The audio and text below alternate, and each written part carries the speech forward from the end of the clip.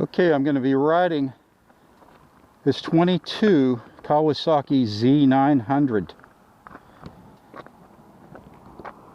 And I'm going to give my first impressions of it. It's my buddy Jerry's bike. He just picked it up. He's going to ride my Z400.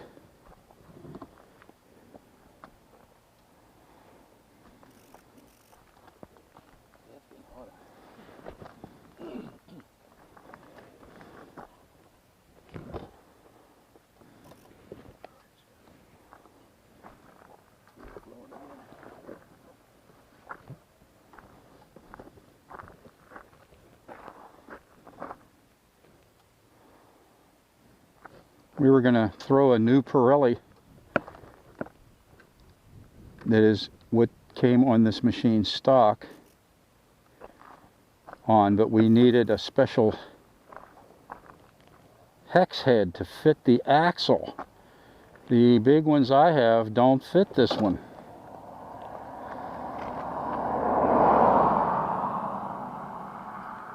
I thought I had pretty much most of the tools required to do anything, but they keep coming out. It's like BMW cars and motorcycles. They make tools to fit their motorcycles and cars. You got to have their tools. Okay, let's see what we got. A display like on his Z650. And this has different modes of traction. I'm just gonna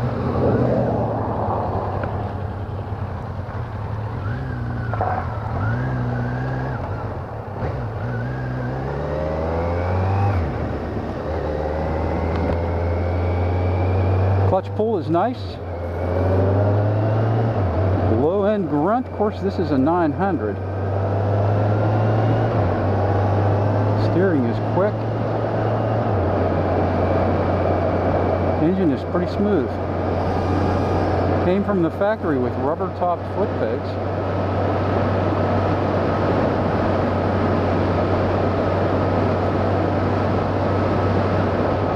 Bars are low, but they're not too low. But I would still raise them with some type of a shim under them. Okay, it gives you a readout display of what gear you're in. I like that. And one feature I really like about Kawasaki is they have what's known as a positive neutral shift drum. Meaning the bike will only shift up to neutral from first gear. It will not go to second gear if you are not rolling with the engine running. And that's nice because you pull up to a light and you have to sit there and wait. You have no trouble finding neutral because that's the only selection you have is first or neutral when stopped. I think that should be mandatory standard equipment on all motorcycles, as well as self-canceling turn signals. I believe they should be standard equipment. The seat is wide. Of course, he has a sheepskin on the seat, so I'm not getting the real seat, but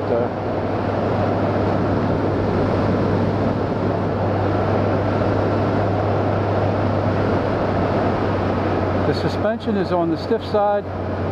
That I don't know if that can be adjusted. Whenever you have a bike that is capable of the speeds this machine is capable of, you have to have a suspension that can handle irregularities in the road at the speed the bike is capable of. So that's a consequence, a compromise.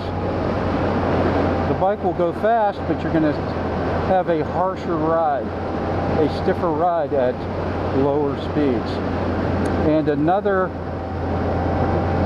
compromise when you have a bike that's capable of high speeds.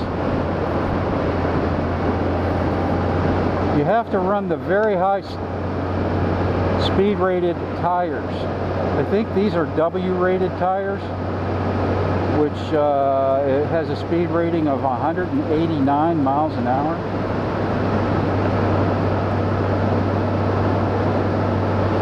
And the consequence of that is you got a stiffer tire that has less tread and costs about 50 bucks more per tire. And they don't last long at all.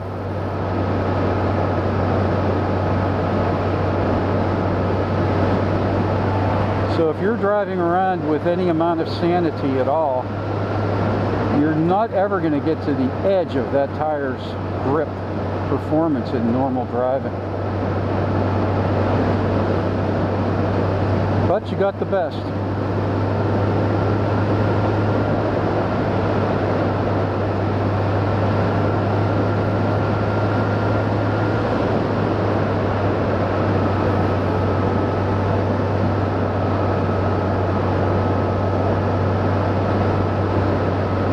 This machine has a very light flywheel.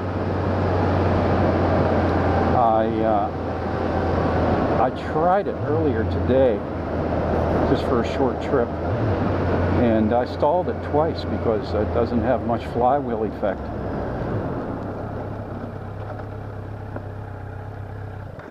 Look, I stalled it again.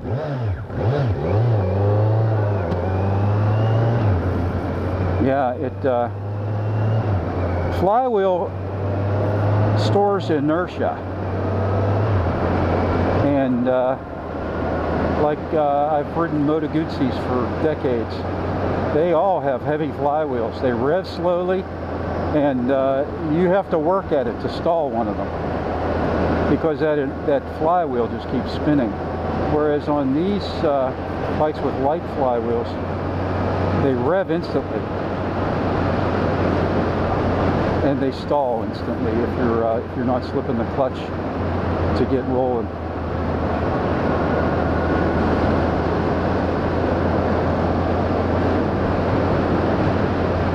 With these bars in this position, I'm putting a lot of weight on my palms. So washboard road.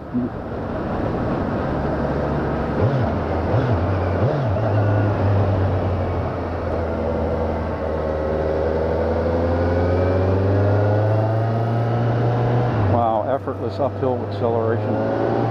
Effortless. You got to watch how you sneeze on bikes like this.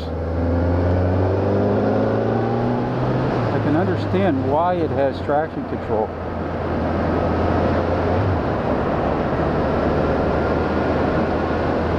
I am not a fan of ABS brakes. Not at all. I had ABS brakes on my BMW K1200 LT going down a road that had gravel on it. I wanted to slow down. It was a back road out in the country. Pretty steep downhill. I touched the brakes. The ABS system detected gravel, detected slippage. It would not operate the brakes whatsoever. I had no brakes at all.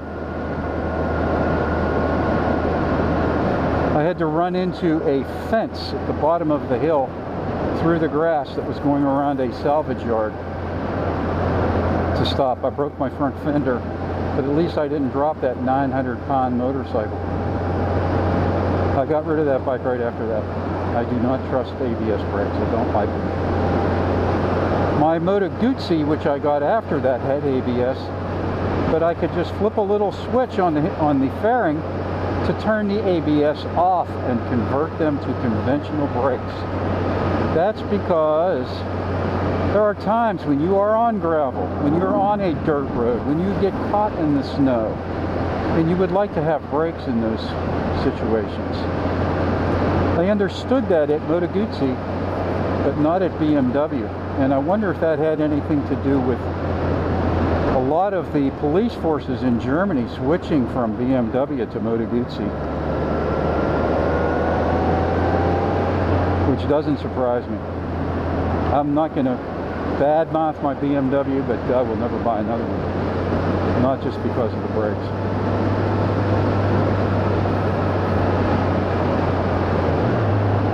This shifts quickly.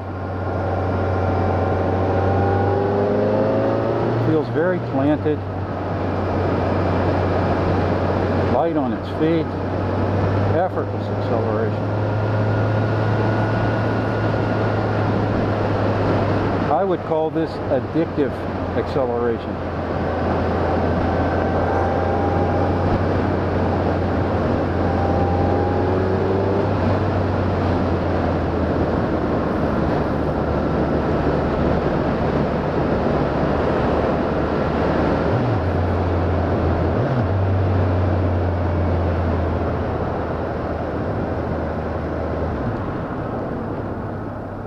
Boy, I feel every ripple in this machine.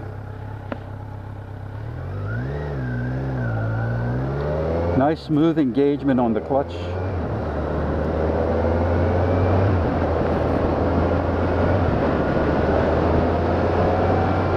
My foot pegs aren't too high on this, which I've had bikes that they're so high that they shut off the blood circulation to your lower legs and feet. And when you see guys like Marc Marquez and Valentino Rossi putting their leg out going into a corner, I've often wondered if that is to get the blood back to their feet because of how high the foot pegs are on MotoGP bikes. I've had that on my road racer. I've had road racing machines. My TZ250 had pretty high foot pegs, but I was younger and I was not concentrating on that. That's one thing about road racing. When you're, wait, I'm going to do this section of,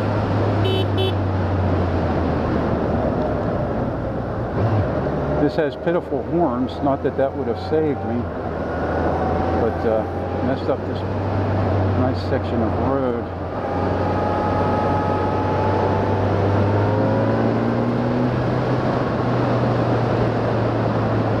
See, I'm the type of guy that should not have a bike like this.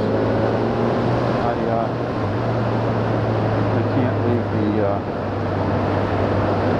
the throttle alone at times on these back roads. It's just too much fun.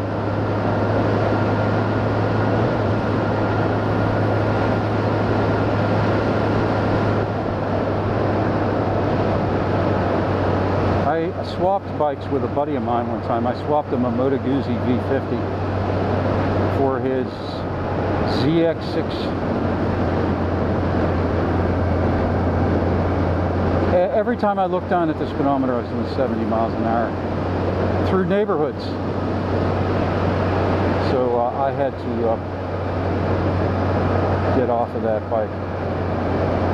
It was so effortless.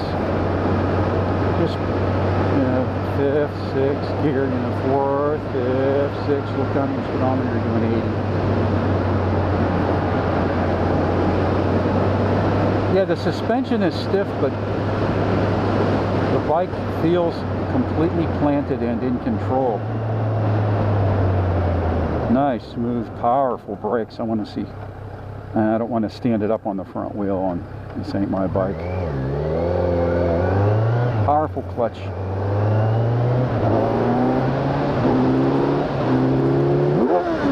Wow, it jumped out of gear. When your bike jumps out of gear, get off the throttle and shift up.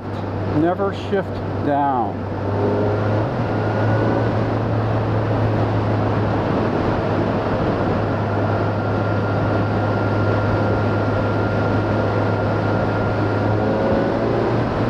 I don't think that was a transmission fault. I think that I didn't have it all the way engaged.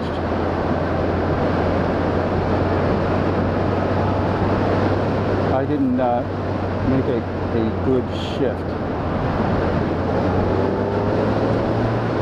Wow. Yeah,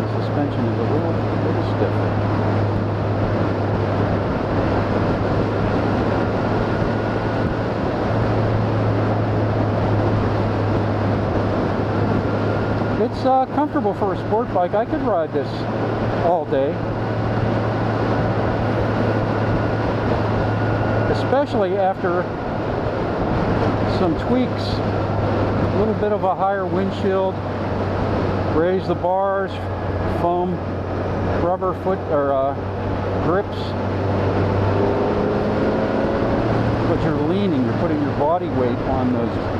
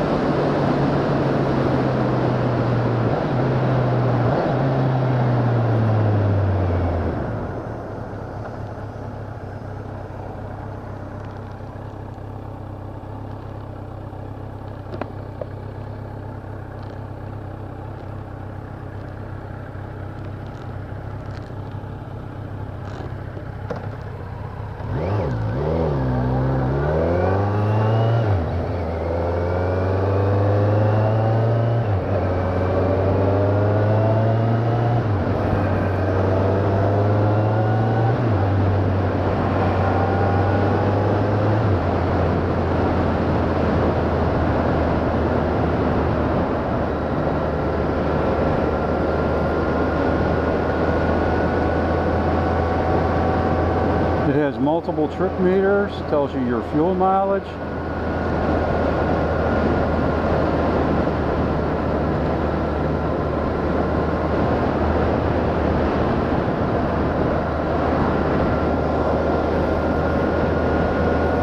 Tells you what gear you're in.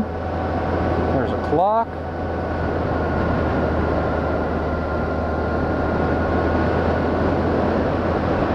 Tachometer.